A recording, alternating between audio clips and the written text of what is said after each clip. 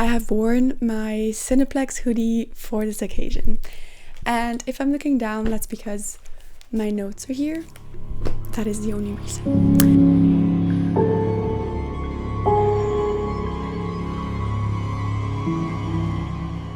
The horror genre acts as a mirror that reflects our fears, but also our culture and the values we have at the time. So obviously a movie made in the 50s is going to have a different reflection of values than a movie made in 2025. And sometimes that reflection is subtle and sometimes it's not so subtle, as we're going to see today. Over the semester, I've worked on kind of developing my understanding of horror, and not only as a fan, but also as a critic, which has been really interesting. And I've really started to see a formula that is just so apparent now, and that started right at the beginning of when horror was made. These formulas are like the girl who gets killed, the girl who gets chased, the girl who gets abducted. So there's a lot of girls, but also murder mystery, any slasher really, and just like the formula with jump scares. It's very overdone, but also it works. So that's why the horror genre is such an important and impactful genre still to this day.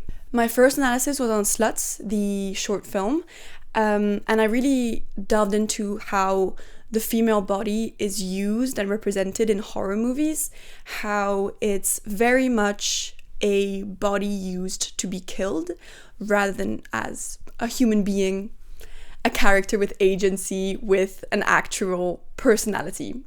For this assignment, I wanted to revisit arguably one of the most iconic horror movies and horror monsters of all time, which is, of course, the creature from the Black Lagoon.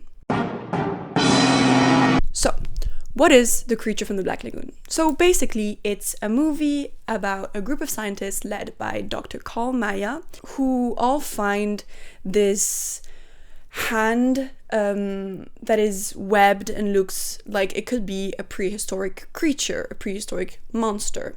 So they decide to go to a lagoon in the Amazon to find it and capture it, as one does. So the group is Dr. David Reed, who is a renowned scientist, his girlfriend, Kay Lawrence, who is a respected scientist also, and Dr. Mark Williams, who is more the aggressive and fame-hungry type. As you can see from what I've said, all of these characters have very distinct features and they follow a certain formula for certain characters.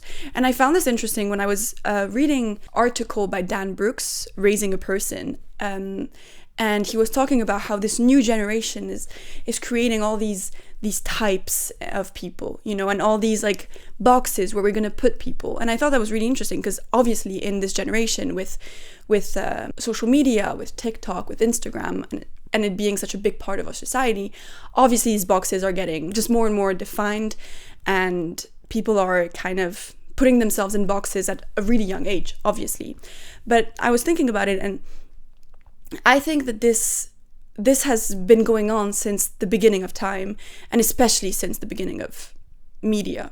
So in the 50s, obviously they didn't have TikTok to dictate what kind of person you are. But when you're watching these kind of movies and you see all these very distinct personalities, because especially older movies, they didn't have nuanced characters, or not as much. A blockbuster film that was going to be shown in most cinemas, they usually went with, we're going to have this character, this character, this character, all having different roles.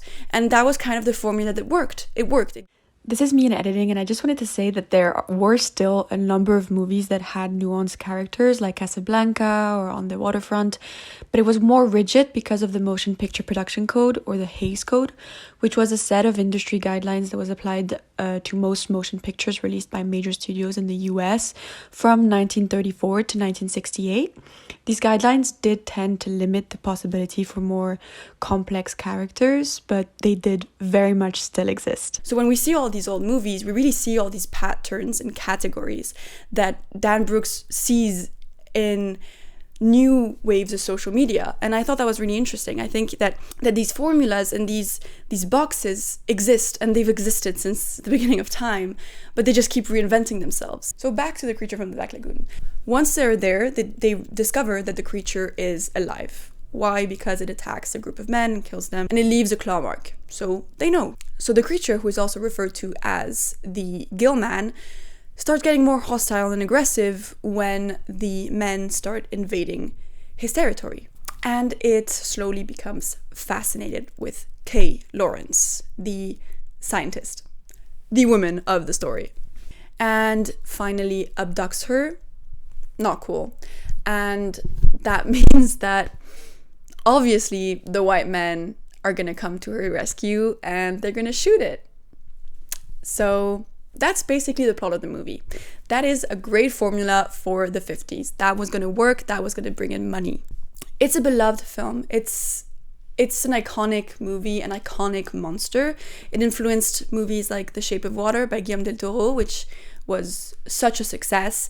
But it's tangled in these sexist and racist imageries that really sparks debate today. So my question for this video essay is this another racist and sexist movie, or does it explore deeper themes about how we as humans treat the other?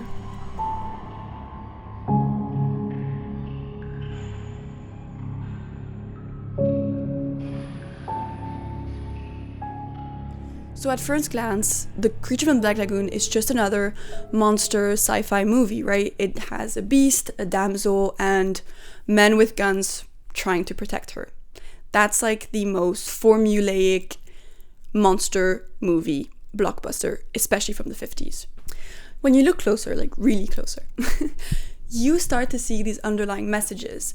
And even just in the marketing, when you see the posters that they put up for the marketing of this movie, it's insane. It's not even underlying messages, it's in your face. You see a racialized creature, which, by the way, does not look like that in the movie. The way that it is portrayed in the poster is very telling of what they think will sell.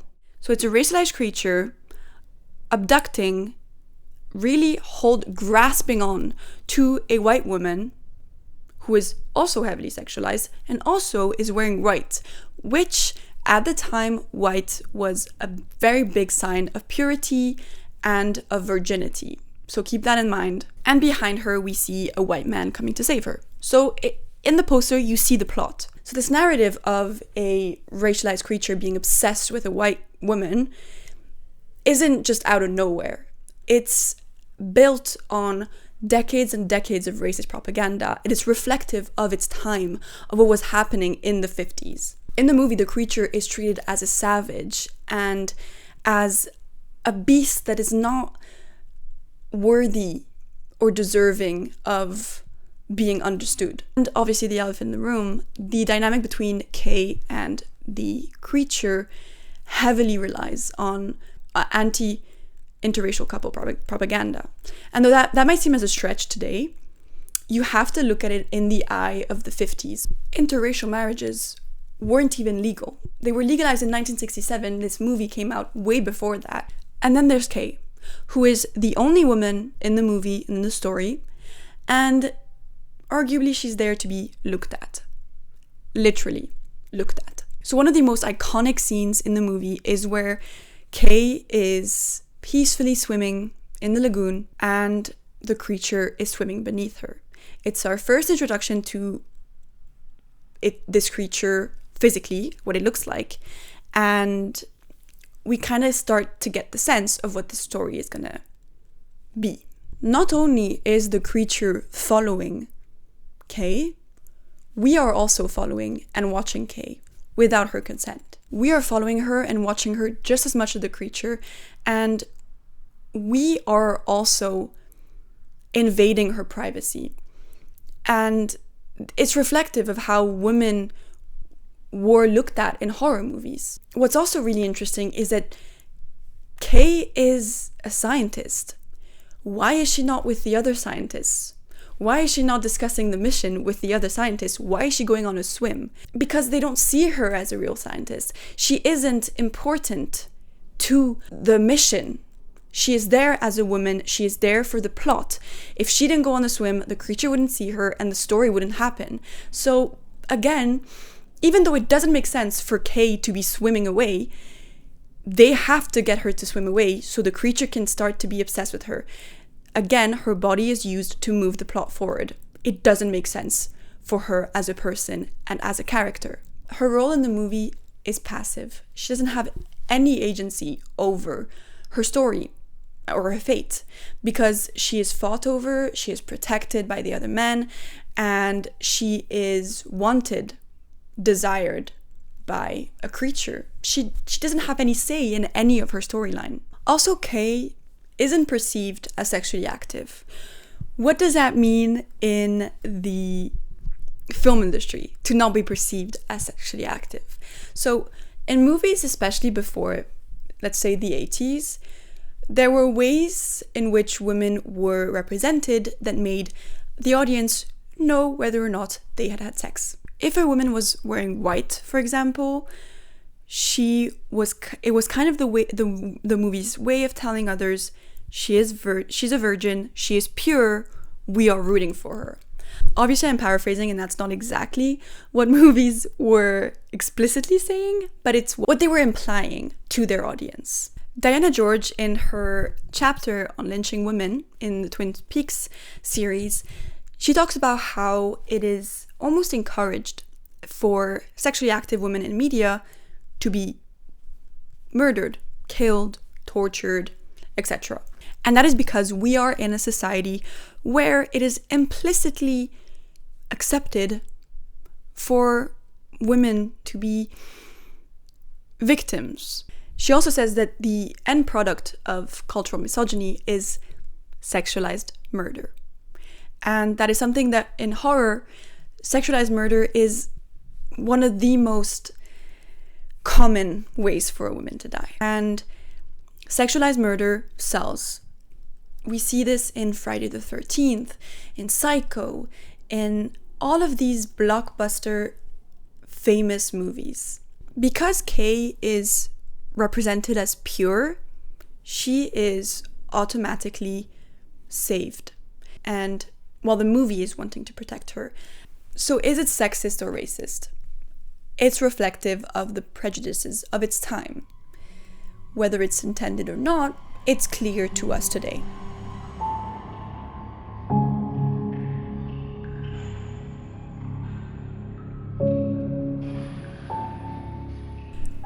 What if the creature is the real victim? The gill man lives in a secluded lagoon, far, far away from any civilization, has, from what we've seen, never hurt anyone before. A group of people, a group of men, invade its territory, invade its home, pollute it, and try to capture it. That is when he starts hurting people. So we could see the gill man and the creature from the Black Lagoon as a misunderstood being who lashes out after it's being provoked. Intentionally or not, it reflects how humans respond to parts of nature that don't want to submit to them.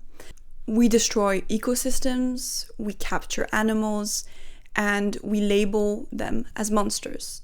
That is what humans do. The more I was watching it, the more I saw it as a nature horror movie, showing us the dangers of exploiting nature. That is legitimately what it became to me. And I stopped seeing any of the underlying messages and was just seeing it as, these are terrible men trying to kill an animal that is just living in its own house, in its home.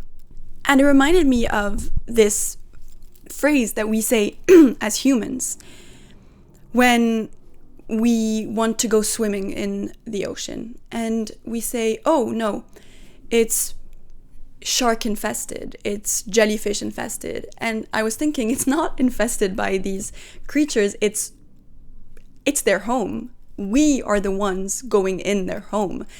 And it's just these these ways of saying things that really reflects the way we see nature, the way we see our earth. Ultimately, the real tragedy is how the creature, just like nature, is misunderstood. It's responding naturally to an unnatural treatment.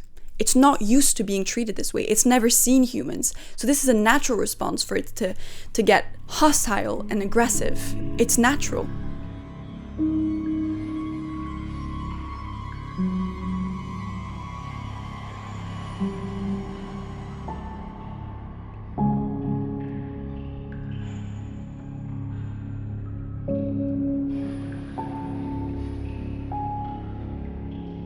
To conclude, The Creature from the Black Lagoon isn't just a horror monster movie. It's a mix between gender, race, humanity's relationship with nature. If we dismiss these old movies as just, they were old, they're just not worth looking at. We are actively dismissing important parts of history. We are missing out on these complex social structures that are underneath these movies. Though this film and other films may not have intended all these messages that I've talked about, they are still very relevant today, and we are still able to see them and debate them today. When I asked people on Reddit what they thought, their general opinions on this movie and what they thought about the sexist and racist stereotypes, I got a lot of hostile responses.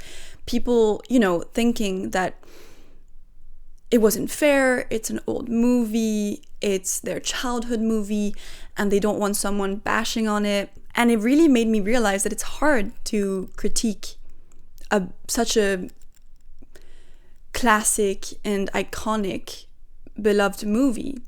Nassersian, in her article Dance to the Music of a Fucked Up Time, discusses how criticism and love are intertwined. Critiquing a movie that is so loved and important to a whole genre can be frowned upon. But I'm a fan of the genre, and I think that they deserve to be critiqued like other movies deserve to be critiqued. We often dismiss horror movies because we just see them as lesser than movies that are less important, that don't really have meaning, and that if we start looking too much into them, there's really nothing there, which is so wrong. The horror genre is a really, really, really unique genre because people are allowed to say things that they aren't allowed to say in other movies, and they aren't allowed to show in other movies. Because it is seen as a more silly genre, silly movies, they get away with things. And if you start to look into what horror movies do, then you see that they are reflective of their time, they have messages, and they have meaning. And I critique them because I respect them.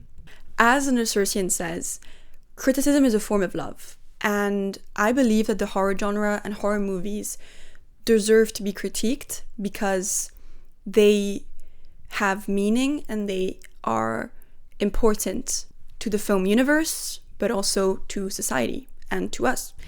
And that's what I'm doing here. I'm critiquing The Creature from the Black Lagoon because I believe that it's deserving of being critiqued. So, is The Creature from the Black Lagoon racist, sexist? Is it ahead of its time? There's no real answer, but it's reflective of its time. It's a product of the 50s, and it's interesting to look at. I am going to leave you with my favorite scene from The Creature from the Black Lagoon because it was from the 50s, so it can be funny at times. Lucas, get to the beach entrance.